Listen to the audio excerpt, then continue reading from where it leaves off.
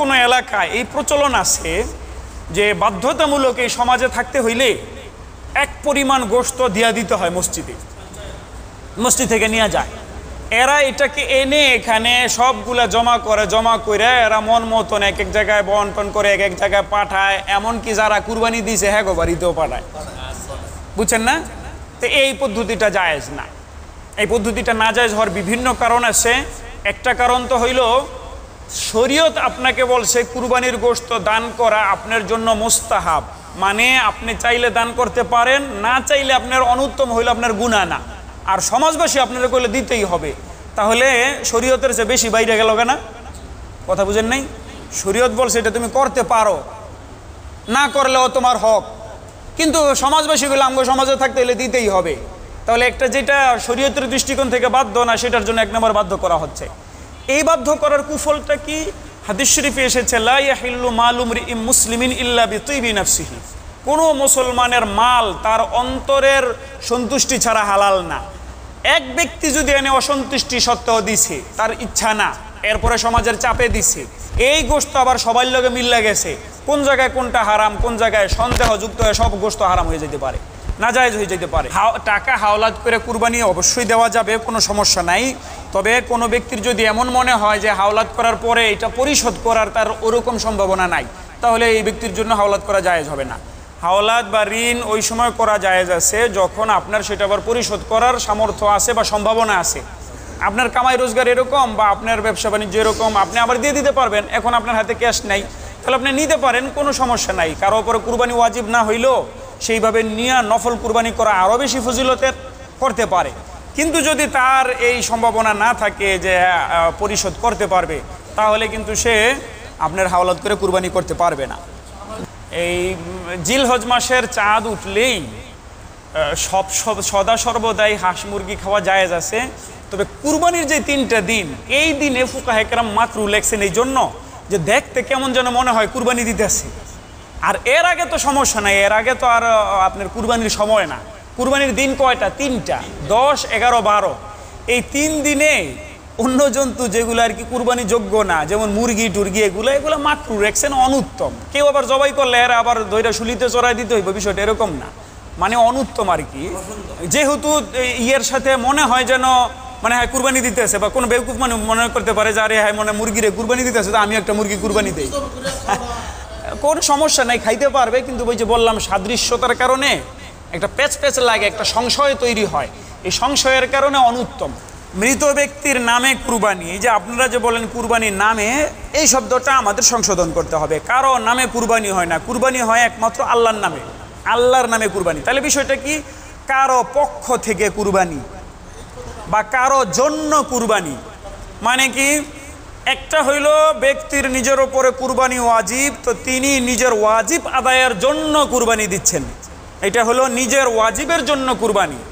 আরেকটা হইল এই ব্যক্তি নিজের কুরবানি দেওয়ার সাথে সাথে তার বাপ মা মারা গেছে, বাপ মারে সওয়াব পাঠানোর জন্য, যেমন আমরা নামাজ পড়ি না, বাপ মারে সওয়াব পাঠানোর জন্য যেন আমরা দান করি, বাপ মাকে সওয়াব পাঠানোর জন্য এমন কুরবানিও করা যায়। তো তার এটা হলো তার জন্য কুরবানি করা, তার জন্য নফল কুরবানি করা। তো এখন থেকে আমরা শব্দ কি বলবো?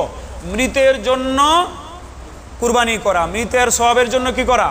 কুরবানি করা, নিজের ওয়াজিব আদায়ের জন্য কুরবানি করা, শব্দগুলো এইভাবে বলবো, ঠিক আছে না? আর 7 নামে কুরবানি না, 7 অংশে কুরবানি। কয় অংশে? শব্দগুলো মাথায় রাখবো তো ইনশাল্লাহ। 7 নামে কুরবানি, কয় অংশে? 7 অংশে কুরবানি। আর মৃতের নামে কুরবানি না, মৃতের সওয়াবের জন্য কুরবানি, জন্য কুরবানি। আমার নামে কুরবানি না আমার ওয়াজিব আদায়ের জন্য কুরবানি, জন্য বলবো, ঠিক আছে ইনশাআল্লাহ। আচ্ছা, এই ক্ষেত্রে বিষয় হলো কোনো ব্যক্তি যদি মারা গিয়া থাকে বা জীবিত আছে, জীবিত থাকলেও কিন্তু করা যায়, এটা আবার অনেকে জানে না। ইসালে সব জীবিত ব্যক্তিকেও দেওয়া যায়। জীবিত বাপ মার জন্য আপনি নামাজ পড়তে পারবেন, জীবিত বাপ মার জন্য আপনি দান করতে পারবেন, জীবিত বাপ মার জন্য কুরবানি করতে পারবেন, ঠিক আছে? তো একইভাবে জীবিত ব্যক্তি মৃত ব্যক্তির জন্য, এই ক্ষেত্রে কুরবানি দিতে গেল ওই কুরবানির যাবতীয় নিয়মকানুনের মতো হইতে হবে। কমপক্ষে বড় জানোয়ার হইলে কমপক্ষে 7 ভাগের 1 ভাগ হইতে হবে। ওই মৃতের জন্য যেই কুরবানিটা করতে চাচ্ছে সেটাও কমপক্ষে 7 ভাগের 1 ভাগ হইতে হবে। কথার কথা, ধরেন গরুটা হইল আপনার 70,000 টাকা, গরুটা কত? তাহলে এখানে যদি আপনি আপনার ফরজ কুরবানির জন্য কুরবানিতে শরীক হন, অথবা আপনার বাবার নামে বা মায়ের নামে, আবার এক কুরবানির সওয়াব অসংখ্য মানুষের জন্য দেওয়া যেতে পারে, তাদের নামে সওয়াব পাঠানোর জন্য, মানে তাদেরকে সওয়াব দেওয়ার জন্য করতে চাচ্ছেন, কিন্তু এই অংশটা হইতে হবে কমপক্ষে 7 ভাগের 1 ভাগ। অংশটা কমপক্ষে 7 ভাগ। এখন যদি কথার কথা আপনি 70,000 টাকা দেওয়া হইলে 10,000 করে না, কথার কথা আপনি 9,000 টাকা দিচ্ছেন, তাহলে হবে না। না না না, 9,000 টাকা দিলে হবে না, কারণ এখানে তো 1/7 কম হয়ে গেছে। কমপক্ষে 7 ভাগের 1 ভাগ হইতে হবে, ঠিক আছে? আবার অনেকে কি করে, কুরবানি মনে করেন 2 ভাইয়ে বা 3 ভাইয়ে মিল্লা করতেছে, ঠিক আছে? তো 3 ভাইয়ে প্রত্যেকে নিজের জন্য 2টা করে অংশ রাখছে। ধরেন কথার কথা 70,000 টাকার কুরবানি গরু, তো প্রত্যেক ভাই 20,000 করে লইছে 3 ভাইয়ে, তাহলে কত গেছে? 60,000, তাই না? 6 অংশ রাখছে, 2 করে 6 অংশ। হয়তো তার উপরে কুরবানি ওয়াজিব, তার স্ত্রীর উপরে ওয়াজিব, এই জন্য 2 অংশ করে রাখছে, খায়ার রাখছে। পরে চিন্তা করে কি চালাক মানুষ, কয় যে আরেকটা অংশ যেহেতু রাখাই যাইব, তো এটার আর আমরা কি করবো? এমনি কিন্তু 3 ভাই মিললে 70,000 টাকাই দিছে, কিন্তু মনে করে এরা যে তাইলে আমরা এই যে আরেক ভাগ যে রয়েছে, ওই ভাগটা আমরা বাপ মার নামে করলাম, বাপ মার জন্য করলাম, এটা হবে না। কারণ সেখানে 1 ভাগের ভিতরে 3 জনে শরিক হয়েছে, তো 3 জনে শরিক হইলে 7 ভাগের 1 ভাগ আসেনি, 7ম নাম্বার 6টা তো গেছে কেন, একটা ভাগ রয়েছে। এই 1 ভাগের ভিতরে যখন 3 জনে শরিক হয়েছে, তাহলে কি 7 ভাগের 1 ভাগ রইল, নাকি 7 ভাগের একটারে আবার 3 ভাগ হয়ে গেছে? 3 ভাগ হয়েছে না? এই কুরবানি মানে এর মনের একটা সান্ত্বনা, কিন্তু এর বাপ মার নামে এটার আলাদা কুরবানি হবে না। এটা তো এটারে যদি আলাদা কুরবানি বানাইতে চায়, তাহলে কি করতে হবে? এটাকে আলাদা কুরবানি বানাইতে চাইলে একটা অংশ টাকা পয়সা আগেই, গরু কেনার আগেই যে কোনো 1 ভাই এই টাকাটা দিবে, অথবা সবাই মিল্লার টাকাটা 1 ভাইয়ের মালিক বানাই দিবে, যে আমরা তোমার এই 10,000 টাকা তোমার আমরা মালিক বানাই দিচ্ছি, তুমি এটা তুমি 3 নামে 3 অংশ রাখবা, ঠিক আছে? গোশত পরে সবাই ভাগ করে খাইতে পারবে, ভিন্ন বিষয়। এই বিষয়গুলো সচেতনতার সাথে বোঝা উচিত। আমরা মূলত কুরবানির গোশত 3 বন্টন করে থাকি। মূলত এটার পদ্ধতি কি, এটার প্রকৃত হকদার কে? এটা মুস্তাহাব পদ্ধতি, কুরবানির গোশতকে 3 ভাগ করা। হাদিস শরীফে এসেছে, কোরআন মাজিদে আছে, তোমরা খাও, দান করো, এরপরে নিজের কাছে জমা করে রাখতে পারো। তো এই হিসাবে এটা মুস্তাহাব যে কুরবানির যতগুলা গোশত হয়েছে এটাকে আপনি 3 ভাগ করলেন, 3 ভাগ করে 1 ভাগ নিজে খাইলেন, 1 ভাগ আত্মীয় স্বজনকে হাদিয়া দিলেন, এটা সদকা না, আর আরেক ভাগ আপনি গরিবদেরকে সদকা করলেন, এটা হলো উত্তম। কিন্তু যদি এমন হয় বড় ফ্যামিলি বা উনি এমনি দিতে চাচ্ছেন না, তাহলে এটা অনুত্তম এবং অমানবিকতা, কিন্তু এরপরও জায়েজ আছে, কোনো সমস্যা নেই। গোশত তার জন্য খাওয়া যাবে, তামাম বছর ধরে খাইতে পারবো, গলায় লটকায় থুইতে পারবো, কোনো সমস্যা নাই। কিন্তু বিষয়টা হলো এটা একটা অমানবিকতা, যে আপনি এত বড় একটা গরু কুরবানি দিলেন, আপনার এখানে গরিবের অংশ রইল না, আপনার এখানে মানে আপনার বন্ধু বান্ধবের অংশ রইল না, এটা একটা অমানবিকতা না? কেমন যেন মানে কিপটুস মনে হইতেছে, এই জন্য এটা করবে। আবার এর মতলব এই না যে আপনার এইটাই করতে হবে। কোনো ব্যক্তি যদি আবার এমন হয়, আমার বন্ধু বান্ধবদের ভিতরে সবাই তো ধনী আছে, এগরে না দিয়া গরিব মানুষ বেশি পাওয়ার কারণে, ধরেন কথার কথা ওই এলাকায় গরিব মানুষ বেশি, নিজে 2-1 কেজি রেখা সব দিয়ে দিছে, তাহলে এর সব কিন্তু আরও বেশি হবে। বিষয়টা হলো মূলত আপনি যদি একটা ব্যালেন্স করতে চান, ব্যালেন্স করতে চাইলে আপনি 3টা ভাগ করবেন, এটা মুস্তাহাব। 1 ভাগ নিজের জন্য, 1 ভাগ আত্মীয় স্বজনকে হাদিয়া দেওয়া, ধনী আত্মীয় স্বজনকে হাদিয়া দেওয়া বন্ধু বান্ধবকে, আর 1 ভাগ দরিদ্রদেরকে সদকা দেওয়া, এটা হলো উত্তম। বাকি এর সাথে সাথে আবার কোনো এলাকায় এই প্রচলন আছে যে বাধ্যতামূলক এই সমাজে থাকতে হইলে 1 পরিমাণ গোশত দিয়া দিতে হয় মসজিদে, মসজিদ থেকে নিয়ে যায়, এরা এটাকে এনে এখানে সবগুলা জমা করে এরা মন মতন এক জায়গায় বন্টন করে, এক জায়গায় পাঠায়, এমনকি যারা কুরবানি দিয়েছে হ্যাঁ গো বাড়িতেও পাঠায়, বুঝছেন না? তো এই পদ্ধতিটা জায়েজ না। এই পদ্ধতিটা না জায়েজ হওয়ার বিভিন্ন কারণ আছে।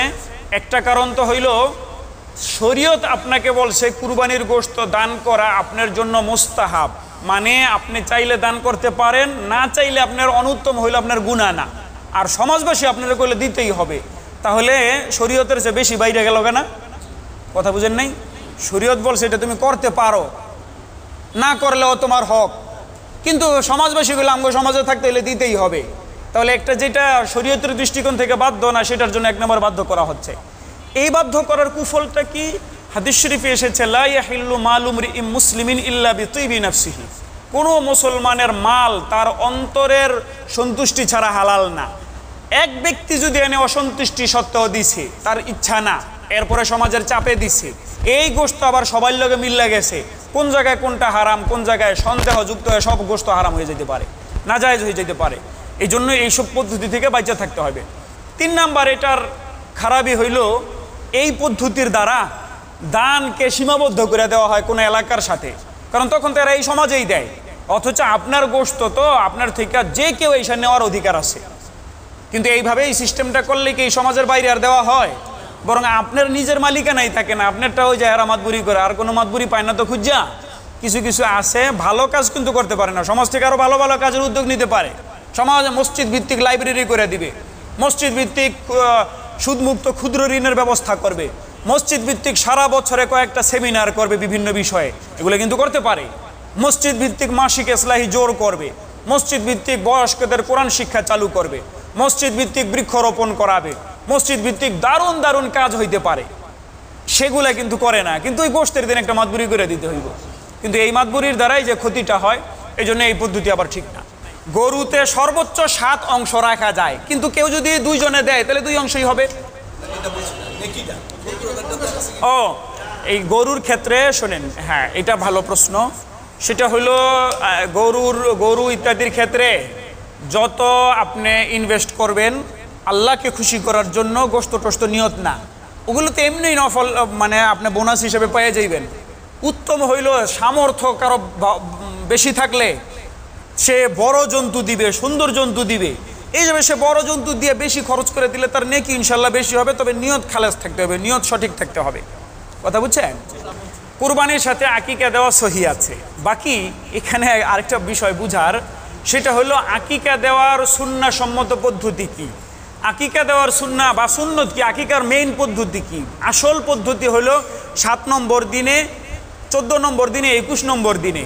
এখন আমরা যে কুরবানির সাথে আকিকা দিব, আমার বাচ্চা কি গুন্না গুন্না কুরবানির আগে 7 নম্বর দিনে দুনিয়ায় আইছে? এটা কি মানে এমন কাকতালীয় হয়ে যায়গা? এটা তো ঘটে না। 14 নম্বর দিনে আগে আইছে, 21 নম্বর দিনে আগে আইছে, এরকম কি ঘটে? 2-1 জনের ক্ষেত্রে কাকতালীয় ঘটতে পারে, তাহলে কি হ্যাঁ কি হিসাব করে করে আইছে যে দুনিয়ায় দেখি মানে কুরবানি ঈদের 7 দিন আগেই জায়গা দুনিয়ায়, এমন তো হয় নাই। তো এই ক্ষেত্রে 1 নম্বরে কুরবানির সাথে আকিকা রাখলে 1 নম্বরে যে সুন্নাহ সম্মত পদ্ধতি, সুন্নতের 1 নম্বর খেলাফ হয়ে গেল, পারলো না। কথা বুঝছেন? যারা যারা অনেকে এমন আছে কুরবানি জন্মের পরপর দিতে পারে নাই, তারাও যদি পরবর্তীতে দেয়, তাদের ক্ষেত্রেও ফুকাহে কেরাম এটা লেখছেন, তাদের ক্ষেত্রেও সুন্নত হলো 7 নম্বর দিনের প্রতি খেয়াল রেখে দেওয়া। তো 7 নম্বর দিনের প্রতি খেয়ালটা কেমনে হবে? বাচ্চা যেই বারে জন্মগ্রহণ করে এর আগের বারটাই তার জীবনের 7 নম্বর বার হবে, 7 নম্বর দিন হবে সারা জীবনে। যেমন ধরেন শনিবারে হয়েছে, তাহলে প্রত্যেক জুমাবারে তার 7 নম্বর দিন হবে সপ্তাহ হিসাবে। এই হিসাবে তার জীবনে যে কোনো একটা 7 নম্বর দিনে দিবে। এখন কুরবানির সাথে এমন 7 নম্বর দিন মিলে অত সম্ভব না। তৃতীয় আরেকটা পদ্ধতি আছে, যে এই ব্যক্তি ছোটকালে আকিকা দিতেও পারে নাই, আবার কোন বারে হয়েছে এটাও জানে না। যেমন আমার তো আমি জানি না, আমার বাপ মা লেখা রাখে না, আমার বাবা শিক্ষিত মানুষ কিন্তু এরপরও লেখা রাখে নাই, এমন হয় না?